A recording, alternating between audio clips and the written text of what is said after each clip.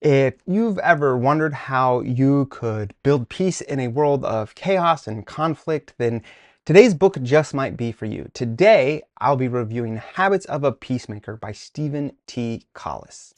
Welcome to Spencer's Everything. I'm your host, Spencer Duncan, and today we're taking a look at another book by Stephen T. Collis, an individual that I knew when I was growing up, and he has now come out with several books, and I have been generally impressed by the books that he has written, especially since they cover a wide variety of topics, although most of his books deal with war or conflict or moments in world history, be they big or little, that I think can tell a really important story, broadly speaking. This book, on the other hand, is quite different, and it's his newest book. It came out in 2024, and in this book, let me give the full title. I think that'll give you some insight into what exactly this book is about. It is entitled Habits of a Peacemaker: 10 Habits to Change Our Potentially Toxic Conversations into Healthy Dialogue.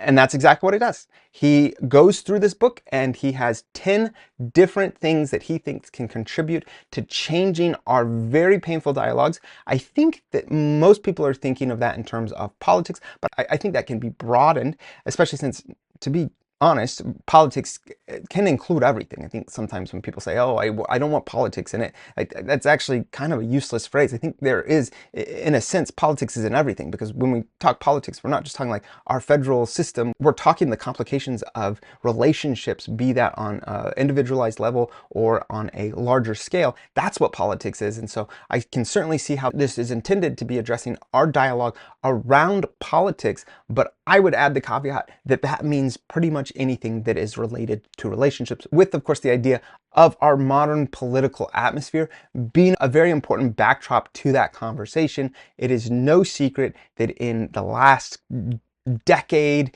if not a little more, we have become an incredibly polarized people, and I think that this is an excellent book for discussing some approaches and tools that can help us as individuals, as families, as communities, to become peacemakers and to change our approach to the way that we are engaging with each other. In his book, Professor Collis uses a unique blend of philosophy as well as storytelling and practical advice that are all centered around what it takes to foster peace in our personal lives, as well as our communities, and even in larger societal contexts. He weaves together real-life examples as well as spiritual insights and, very importantly, actionable steps for creating a guide that's both deeply personal and, I believe, universally relevant, hence the reason for writing this book. So for those who value self-improvement and relationship building or conflict resolution, I would say that this book is an excellent source. I will say that it actually is a little heavier on the first few than on the latter. I was well over halfway through the book before you get halfway through the 10 steps. But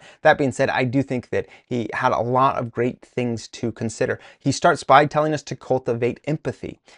He especially emphasizes the importance of understanding others' perspectives. And one of the most important things he says is you have to recognize that you actually don't necessarily know as much as you think you do. And so he uses anecdotes and case studies to illustrate how stepping into someone else's shoes can dissolve barriers and foster connection. Again, he uses important, in many cases, hypothetical dialogues and discussions between perhaps family members that have these strained relationships because of their different understandings of concepts. And so he uses this as a starting point for helping people to understand that if you are cultivating empathy, you can go a long way in understanding someone else's point of view, even if you do not actually adopt their position, especially when it comes to policy or politics. Let me just run through real quick the actual habits that he enlists. I can't spend a whole lot of time going over each of them. That would take way too long, and I certainly would actually encourage you to read the book if you would like a little more detail about each of the habits which he enumerates. First of all, he says you should have intellectual humility and reframing. I think this is one of the most powerful chapters. He starts out by pointing out that you can't know everything about everything. You can't even know everything about really one thing. And he points out his own profession as an example of that. And he illustrates that as well read as he is on this one specific subject, something that he has spent his whole life researching, that is, as a constitutional lawyer, even within constitutional law, he's focused specifically on the First Amendment. Even within the First Amendment, he is specifically focused on religion and law. Yet, he still does not know everything. And he says you have to keep that in mind. And he uses a lot of great examples to talk about heuristics, which is essentially stuff like logos that are short form for helping us to better understand something, but doing it in a shortcut way that can also mean that we're flattening something in a way that doesn't have all the dimensions or all the stuff that it deserves. Habit number 2 is seek real learning. This is one of the many habits in which he is essentially evoking this need to remain curious and to understand. Not only can you not know everything, you have to continue searching just to learn however much you can.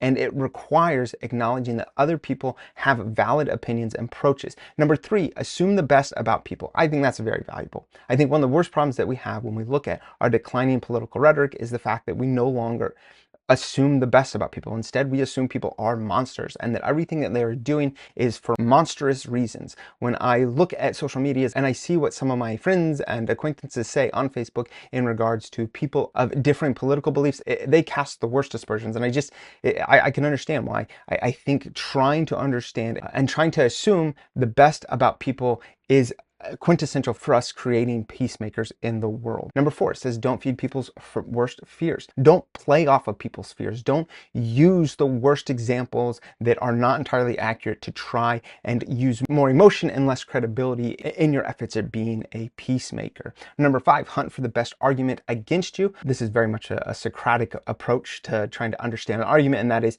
to be thoughtful and honest about what are the greatest weaknesses in your thought process and why are they the greatest weaknesses, and why should you be asking for help in better understanding those weaknesses instead of simply trying to ignore those weaknesses or try to plug a temporary hole. You want to actually understand someone else's viewpoint and see how they could tell you why what you're thinking is legitimately wrong and how you should be willing to adjust your thought process along the way, which of course leads us to number 6, be open to change. Why are you even doing this if you're not willing to be open to change? Habit number 7, spend time with people. I loved that example. I think when we think about how many issues we have in the world, I actually think the fact that we no longer spend as much time with people is probably one of the worst ones. If you've been a long time viewer on this channel, you know that I have invoked frequently the book Bowling Alone, which is a book that has referenced how we as a people have decreased our personal interactions. We have decreased the organizations and groups that we personally affiliate with that require us to leave our house and to actually be with people. I think that has absolutely been an issue in these cultural divisions that we have created in modern society, and I think that it makes an excellent point there. Habit number 8, a sliver of humor. He uses an anecdote of someone arguing before the Supreme Court that tries to use an anecdote that just does not work out. And I will admit, I have certainly tried to use a joke in the wrong place as well. But I do think it's important to know when you can use humor and to seek out those opportunities. I'm not saying we all need to go listen to the latest Nate Bargatze special, although that may benefit us all, I don't know. But I do think that you should be able to recognize humor in something. This is something that we've certainly struggled with in recent times, and that is understanding the nature of comedy and humor, and when is it crossing a line, and how much are we asking ourselves when it's crossing a line. If we're actually asking the right question, if we say something is not appropriate or it's crossing a line, how are we treating humor? How are we treating that individual, and how are we treating their intentions? I think that's always something that we need to consider. Habit number 9 is seek inner peace. Need I say more? In our modern climate, if you're not seeking inner peace, my goodness, you are just going to always be overwhelmed by the amount of negativity and hatred that is in the world.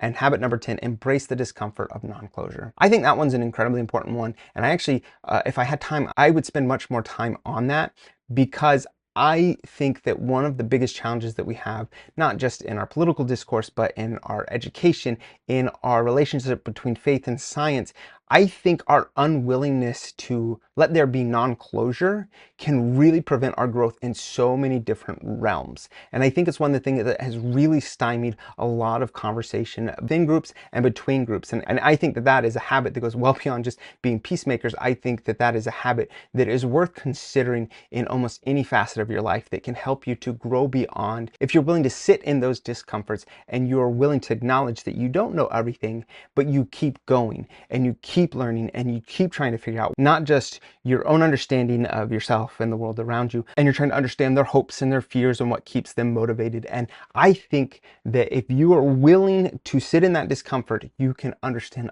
everything else so much better, and it gives you so much more room to grow. I would spend a whole lot more time talking about that if I could. But all that is to say that I think this is a wonderful book full of lots of ideas and lots of ways for us to reconsider not just being peacemakers, but being good, decent human beings. You could say that that's one and the same. I think that we as a society would all be better off if we were just trying to be better people. And I think these are 10 excellent examples of how we could do that. I'm sure there's more out there, and I'd certainly like to hear people's thoughts on some that they might add to this or some that they think they'd like to highlight the most. So who do I think this book is for? I think it's for everyone. I think anyone in a modern society that is frustrated with just how much anger and hatred there is, I think you would find something in this book to help you better understand the world that you live in. Who do I not think this book is for? Well, I guess if you just want to keep making money off of the fear-mongering and the hatred that is really fueling much of our toxic political system and larger cultural dialogue, then I guess you may not care for this book. But otherwise, I think I recommend this for almost